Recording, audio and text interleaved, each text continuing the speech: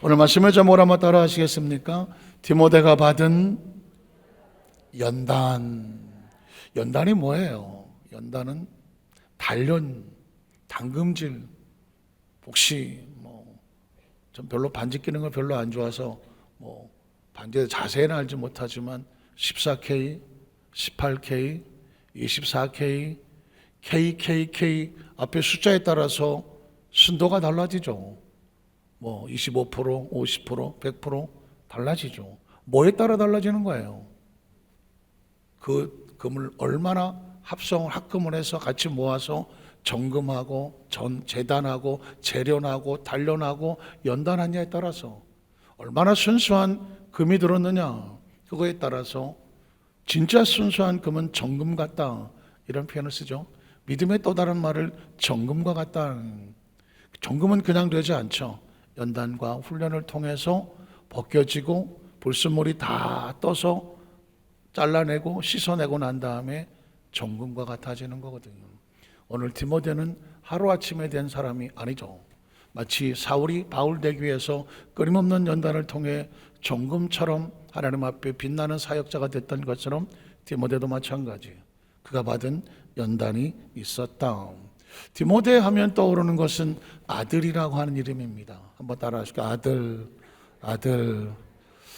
어머니들은 아버지도 마찬가지예요. 아들이라는 이름이, 아들이란 단어가 같이 가슴이 뭉클거리는 거 있을까요? 물론 딸도 있어요. 근데 제 딸이 없다가 보니까 그냥 딸 그러면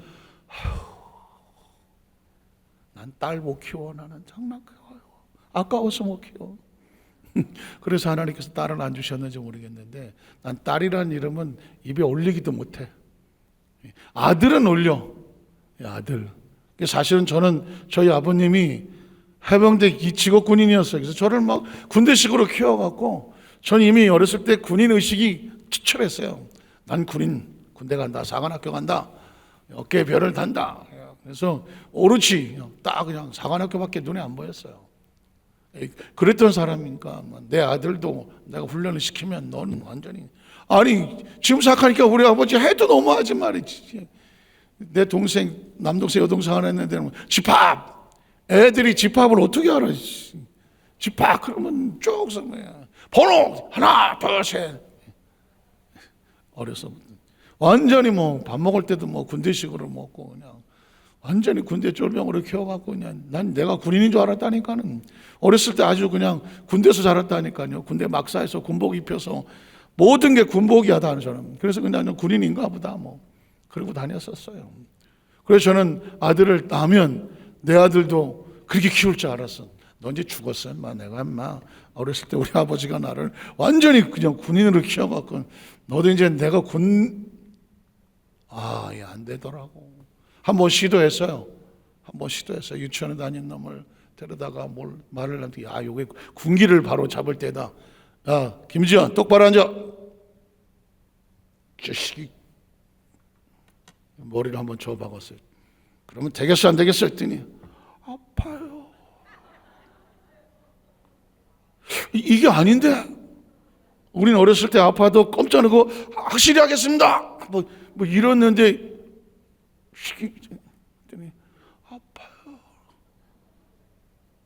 아파요. 그러는데 내 가슴이 왜 이렇게 미어지든지 아프냐? 그러면서 이 친구가 뭐라고 말했냐면, 아빠, 이치현 원장님이 그러는데 여기는 때리는 게 아니래요. 왜? 여기는 생각 주머니래요.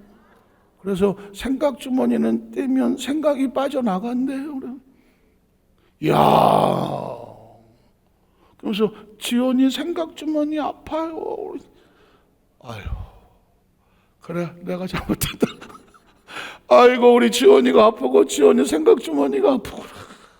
그때 내가 다시는 이놈을 때리면 안 되겠구나. 졌어 내가. 어느 날인가부터 이 아들이란 이름이 그렇게 가슴 아픈 이들인지 몰랐어요. 장하다 내 아들 이런 아들도 있는데 부모의 마음속에는 늘 자녀라는 딸이 됐든 아들이 됐든 간에 늘 마음이 아리죠. 그런데 하나님의 사역 속에서 바울에게 이 가슴 아픈 이름이 하나 있어. 가슴 아픈, 평생 장가도 안 가고 결혼도 안 하신 분인데 내 아들이라고 하는 아들이 잊혀지지 않는 가슴에 아린 아들의 이름인데 그 이름이 뭐라고요? 디모데요. 그래서 바울과 디모데의 관계를 보면서 크리스천의 동역자들의 관계 속에서 우리는 피차간에 어떻게 우리가 서로를 인식하고 함께 손을 잡고 사역을 해야 되는지를 바울과 디모데를 통해서 우리에게 보여주고 있습니다. 우리 디모데전서 1장 1절에 바울이 이런 고백을 했죠. 우리 구주 하나님과 우리의 소망이신 그리스도 예수의 명령을 따라 그리스도 예수의 사도된 바울 그랬습니다. 제가 한번 말씀을 드렸을까요? 사실은 예수님은 12제자, 그죠? 12제자예요. 그 제자라는 이름이 뭐냐면 예수님 당시에 예수님이 직접 부르신 다음에 직접 가르치셨고, 그렇죠? 그쪽 기적을 보았고, 그리고 예수의 고난과 죽음도 보았고, 예수의 부활을 보았고, 그리고 그의 승천을 보았던 살아있는 증인들이에요. 그러니까 딱 12명이 될 수밖에 없어요. 그 중에 하나는 탈락을 했고 11명이에요. 진짜 예수 그리스도의 사도라고 부를 수 있는 사람은 11명밖에 없어요. 물론 나중에 마띠아라고 하는 서로 보완된 제자가 있지만 물론 예수님이 직접 부르지는 않았죠. 사실은 이 사도라는 이름은 절대로 함부로 붙일 수 없는 고귀한 사명이 사도예요. 그런데 바울이 이렇게 말하죠. 나 사도야. 왜냐하면 바울은 예수님이 직접 부르지도 않았죠. 예수님 당시 같이 다닌 적도 없죠. 예수님의 기적과 말씀을 직접 들은 적도 없어요. 예수의 죽음을 본 적도 없고 예수의 부활을 본 적도 없고 예수의 승천을 본 적도 없어요. 시대가 달라요. 그런데 바울은 사도길 원했어요. 왜냐하면 그가 사도행전 9장의 다메섹 도상에서 거꾸로 져서 예수의 음성을 들었고 그의 콜링을 들었고 그의 인도하심을 따라서 눈앞에 있던 비늘이 떨어져 나가고 그리고 그의 마음속에 아라비아 광야에서 3년 반 동안 그 구약을 연구하며 그 메시아에 대해서 연구하다가 마음속 확실한 복음을 얻게 되고 난 다음에 그는 목숨을 걸고 예수가 그리스도다 이 복음을 들고 1차, 2차, 3차 그 모든 고난을 다 감내해가면서 유럽의 복음을 들고 나갔던 그 귀한 사명자가 누구냐면 사울이요 바울이거든요. 사도행전 12장까지는 베드로의 사역이 난다면 사도행전 13장부터 28장까지는 사도 바울의 해외 선교가 나오는 거거든요. 그래서 1장부터 2장까지는 국내 선교, 13장부터 28장까지는 해외 선교가 나와요. 그 상황 속에 바울은 끊임없이 그 교회에 서신을 보낼 때마다 제일 먼저 자신의 소속과 자신의 정체성을 얘기하죠. 내가 사도된 바울을 된 것은 예수의 명령이고 나는 누구냐? 사도다. 제가 이 이야기를 여러분에게 드리는 것은 사실 이 이야기는 신학교 가서도 사실은 학부는 지나고 한 대학원 과정쯤 들어갔을 때나 밝힐 수 있는 이런 이야기예요. 그래서 이 바울은 끊임없이 예수님의 12제자와 관계가 좋지 않았어요. 혹시 성경을 읽다가 보면 베드로와 바울이 좀 부딪히고 충돌하는 그런 내용들도 나와요. 이유가 뭐냐면 예수님의 그 진짜 제자들은 바울을 끝까지 이게 진짜 예수님의 복음을 전하는 그리스도의 증인인가? 이 부분에 대한 퀘션을 가졌어요. 왜냐하면 사도가 아닌데 자기가 사도로 가고 다니니까 이게 믿을 수 있나 없나? 이런 생각을 했어요.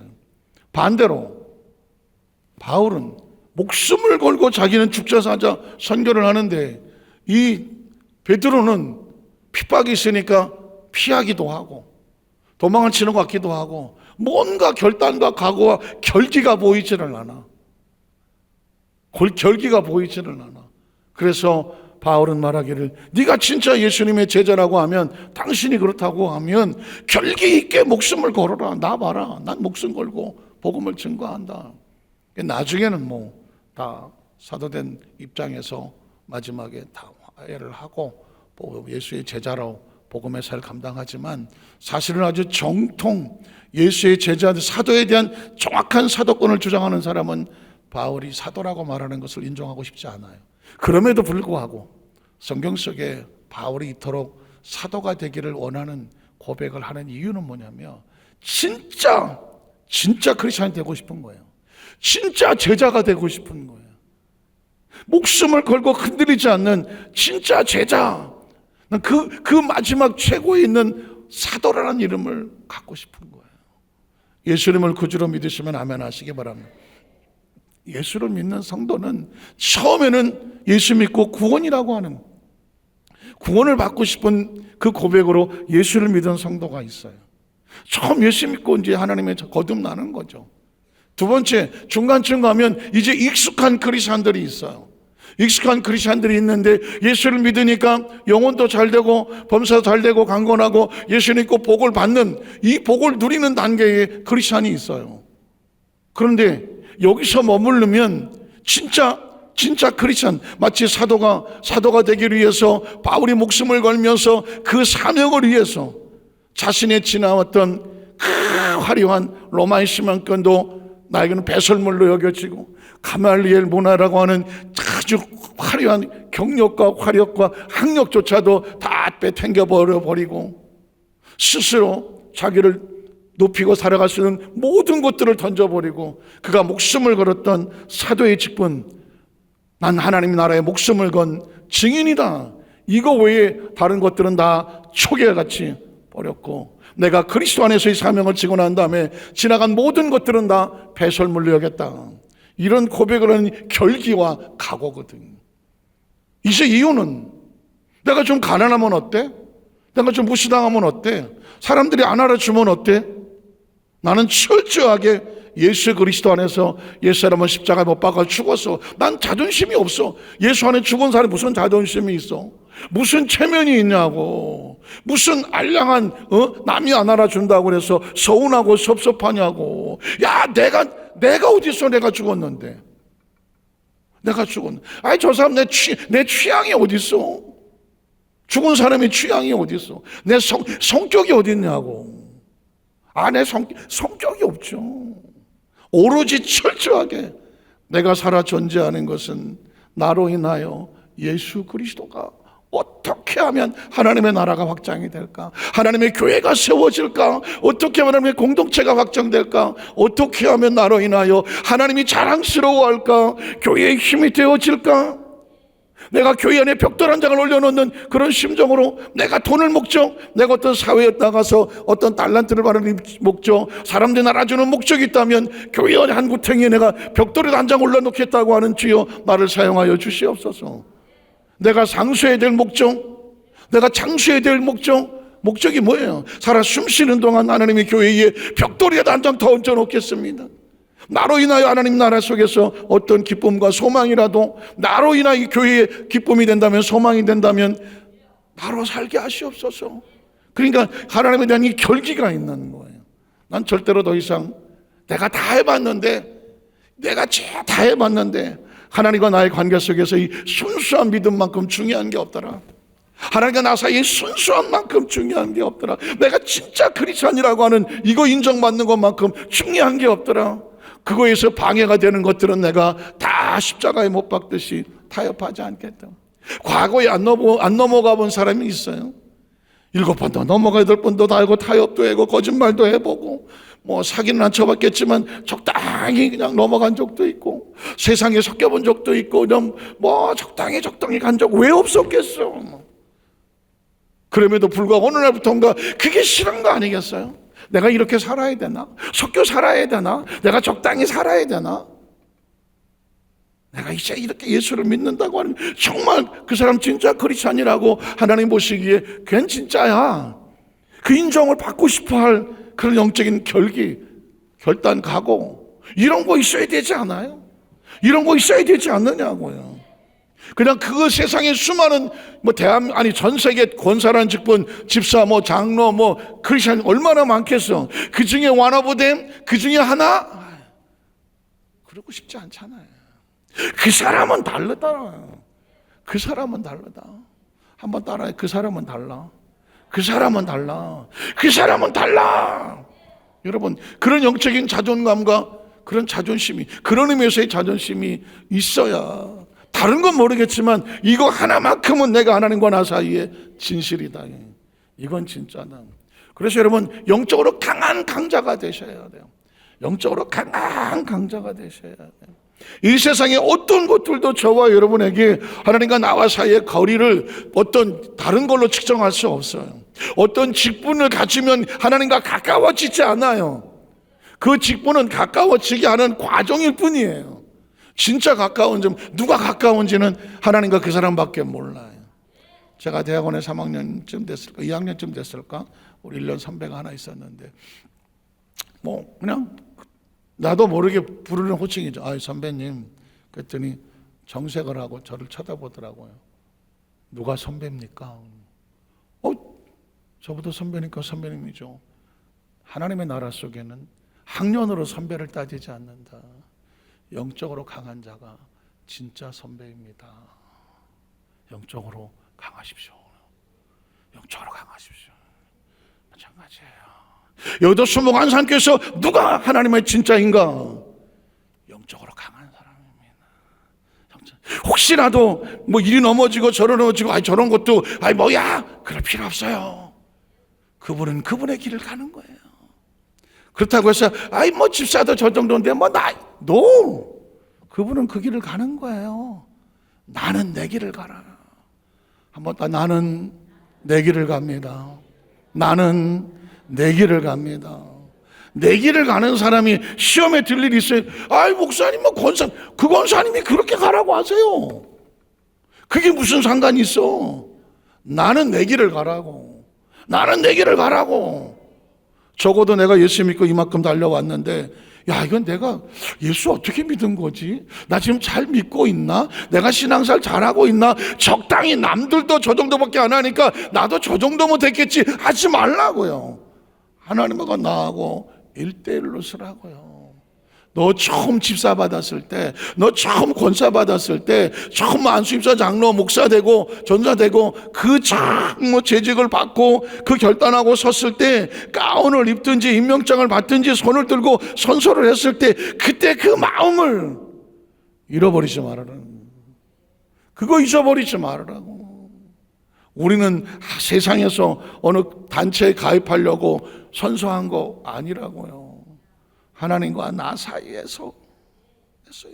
그래서 저는 지금 이제 조금 점점 조심스러워 가는 게, 더 많이 벗겨줘야 한다.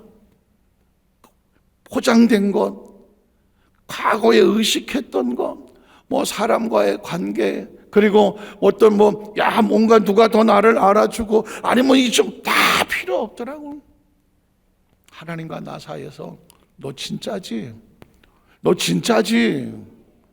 거기에 목숨을 거셔야 돼. 어차피 저와 여러분이 갈 때는 삼성도 아니고 SK도 아니고, 아니에요. 구글도 아니고 페이스북도 아니에요.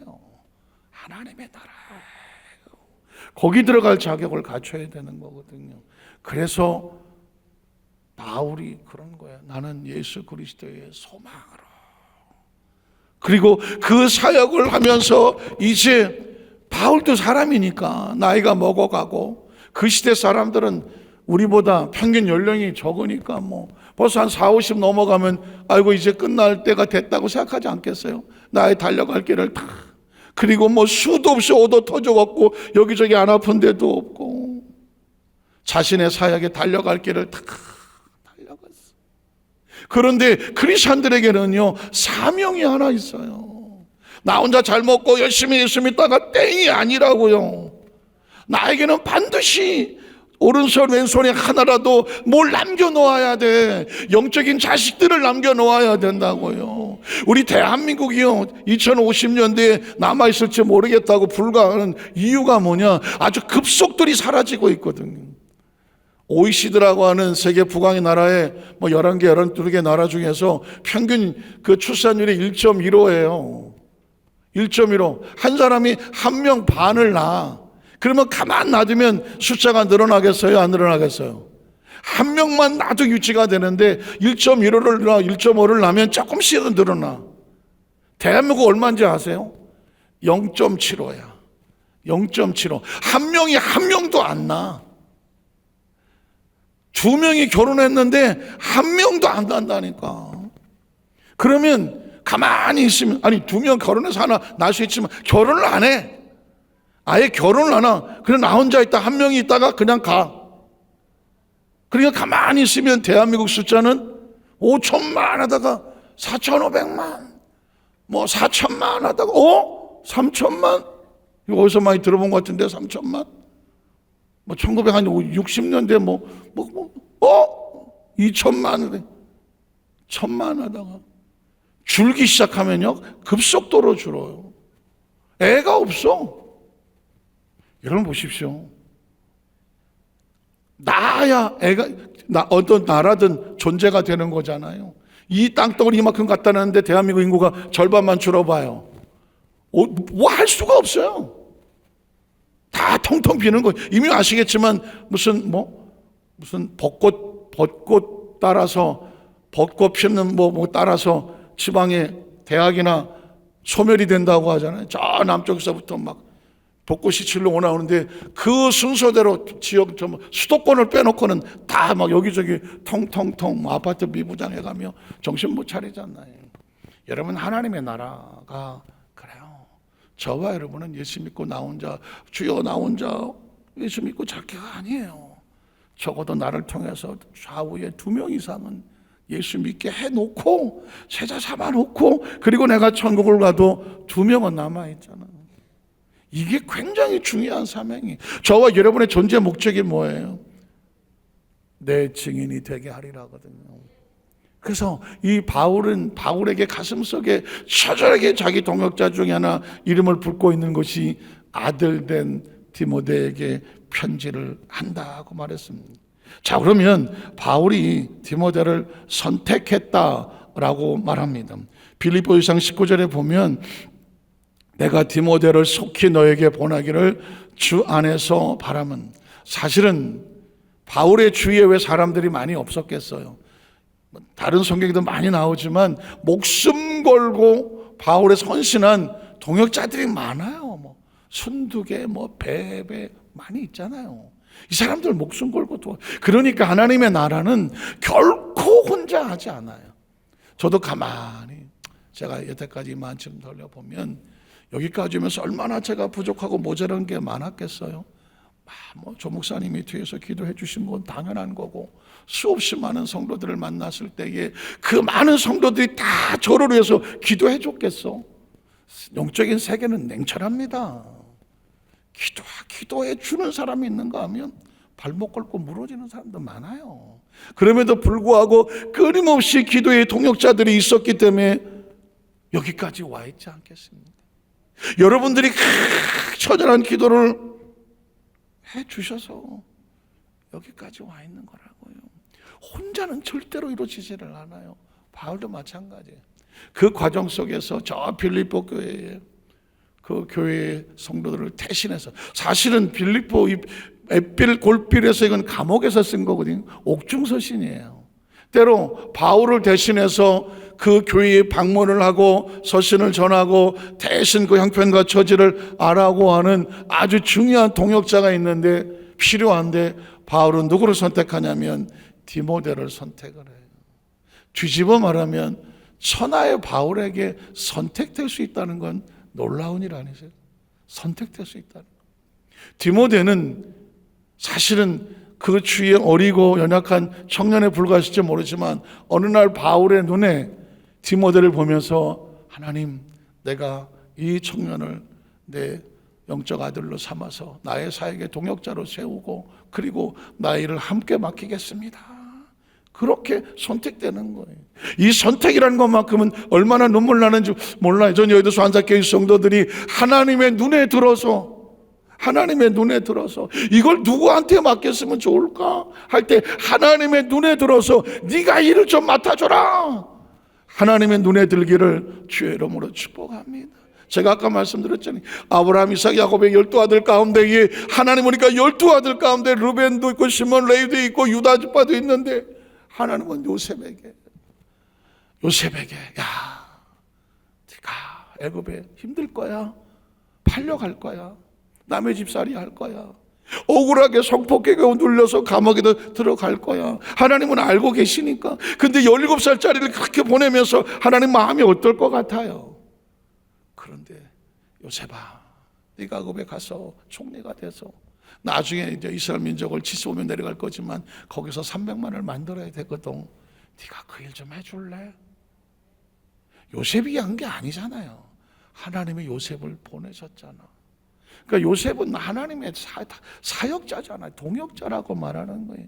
그렇게 해서 최선을 다하고 나중에 또 어디 큰 미디안 광야에서 머리 박고 80일을 되도록 이루고 자는데 하나님께서 모세를 불러서 야, 이제 네 차례야. 한번 따라하실까? 이제는 너의 차례다. 하나님께서 아브라함 불렀고 이삭을 불렀고 야곱 불렀어. 요셉을 불렀어. 또 누가 있나? 모세에게. 누가 모세가 저 광야에서 피투성이 떨기나무처럼 그러고 있는 게 그 모세를 하나님이 찾아올 줄 누가 알았어요? 하나님이 찾아오셔서 모세야, 네 차례야. 사실은 저와 여러분은 하나님의 무대에 각자 맡은 일을 하고 있는 거예요. 근데 어느 날 하나님께서 이번엔 네 차례다. 아멘을 안 하시네. 여러분 차례라니까. 이번엔 네 차례야. 모세가 나의 80의 노고를 이끌고 처음에는 나 못 가겠다고 막 버티는 건 아시잖아요. 내가 나이가 몇이에요? 그리고 내 40대 펄펄 뛸 때 할 때는 하나님이 들은 척도 안 하더니 80에 와서 내가 뭘 하냐고요. 하나님, 내가 보낼게. 아론도 붙여줄게. 네가 말할 거야. 내가 내 말에 능력도 줄게. 지팡이도 붙여줄게. 그래서 저는 이 모세야, 이 떨기나무에 불이 붙었다는 것에 대해서 저의 정체성을 발견하고, 마른 막대기가 하나님의 손에 비치니까 하나님의 지팡이가 되기에, 그래서 부족하고 모자라지만 하나님 맡기시면 할게요 하는 거예요. 그래서 달려온 게 여기까지 온 거예요. 사랑하는 성도 여러분, 저는 우리 여도수 만사교회 성도님들이 선택되기를 원합니다. 제가 가만히 지나온 세월, 이게 나이가 조금 먹어가면 자꾸 옛날 생각한다고 하잖아요. 어떻게 해서 여기까지 와 있나? 이유. 그리고 내가 이런 생각을 하는, 복귀를 하는 이유는 뭐냐면, 앞으로는 절대 실수하면 안 되겠다. 섣불리 결정하면 안 되겠다. 마치 바둑알을 장구 끝에 악수인가? 장구하면 안 되고, 어쨌든 어디다 놔야 되는지를 정확하게 봐야 되는 것처럼 말 한마디, 발걸음 한마디, 누구 하나 만나는 것, 어떤 하는 것, 결정하는 것 조심하게 되잖아요. 근데 지금 사실은 제 지나온 삶을 가르쳐 보면, 물론 여의도 순복음 교회를 처음 오게 된 것부터 해서 순복음 신학대학을 가게 된 것부터, 다시 영산을 오게 된 것부터, 그리고 결정적인 건 조 목사님 제자가 저 비서실장이 된 거예요. 그게 제 목회 운명의 완벽한 방향을 정해버렸어요. 왜냐하면 그 당시 저희 동기가 100명이었거든요. 영산 4기 출신이 100명이 여의도교에 들어갔어요. 어마어마하죠. 그때 850명이었어요. 여의도 순복음교회 교역자가 850명이었어요. 그리고 영산 출신이 한 기수마다 거의 100명이었는데 1기 100명, 2기 100명, 3기 100명. 제가 4기 때 100명째 들어갔으니까 여의도교회 850명 교역자 중에서 영산 출신이 400명이 넘어갔어요. 그러니까 영산 출신들이 다 여의도교회 이제 교역자가 되는 그런 상황이었단 말이죠. 그러니까 각 기관 부서에서 난다 긴다고 하시는 분들은 다 들어왔고, 그 영산 신학대원을 들어가기 위해서 엄청났어요. 대수가 10몇 대씩 막 되고, 저도 3기 도전했다가 떨어지고 4기 때 된 거거든요. 그때 영산에 들어간다는 얘기는 여의도 순복음교회의 교역자가 되는 선발 코스와 같았어요. 영산 신학대원을 나와야 여의도 순복음교회를 들어갈 수가 있었어요. 그렇게 들어갔죠. 그렇게 들어가서 사역을 시작하는데 이제는 850대 1이야. 조영기 목사님 비서실장을 뽑는, 나는 몰랐어요. 때로 몰라요. 하나님께서 선택하시는 거는 내가 왜 이 자리에 있는지를 몰라요. 말씀을 들었겠지만 그 앞에 있는 비서실장이 어떤 선교사를 가시든지 거기 공석이 되면서 850명의 인사카드를 뽑은 거죠. 그 인사카드 중에서 10장을 뽑아갖고 그 10장을 조 목사님 사모님 김선희 총장님 앞에 10장의 카드를 놓고 그 10장 중에서 비서실장을 할 만한 사람을 조건을 정해놓고 찾아서 이렇게 하다가 한 장을 뽑은 거예요. 이 사람이다. 그 사람이 이 사람이에요. 이 사람이에요. 저는 까마득하게 모르죠. 자, 그러니까 이게 그 한 장을 선택하는 순간 저는 몰랐지만 제 운명은 전혀 다른 방향으로 나갔고, 그날 저녁에 부목사님한테 전화가 왔고 내일 아침에 당회장실로 오십시오. 그때도 몰랐어요. 지금도 생각하면 우리 사람하고 둘이서, 아니 일개 교구장인데 부목사님실에서 전화가 와갖고 내일 아침에 조 목사님 당회장실로 8시까지 오라 그런다. 전에 그 대교장한테 얘기도 하지 말고 오라 그런다. 이게 무슨 일이에요? 야, 이게 뭐지? 그래서 우리 사람하고 선교사를 나가라는가? 그 당시 러시아 쪽에 선교사를 많이 나갔는데, 근데 선교사 나가는데 당회장님, 조 목사님 직접 부를 이유는 없는데, 선교국장도 있는데, 그래서 잠도 못 자고 뜬 눈으로 아침에 갔다가 조 목사님실에 처음 문 열고 들어. 제가 얘기했잖아요. 그때 부목사님하고 총목지 양쪽에서 딱 잡더니, 아니 당회장님께서 뭐라고 말씀하는데 무조건 아멘으로 순종하십시오. 나는 죽으러 가는 줄 알았네요. 아니 말도 안 했는데 무조건 순종하래요. 와, 제가 나이 34살이거든요. 와, 그러니까는 알았습니다. 들어갔죠. 그때 조 목사님 얼굴 정면으로도 못 쳐다봤어요. 정면으로도. 부르심 받고 왔습니다. 그랬더니 딱 2마디예요. 자네 왔나?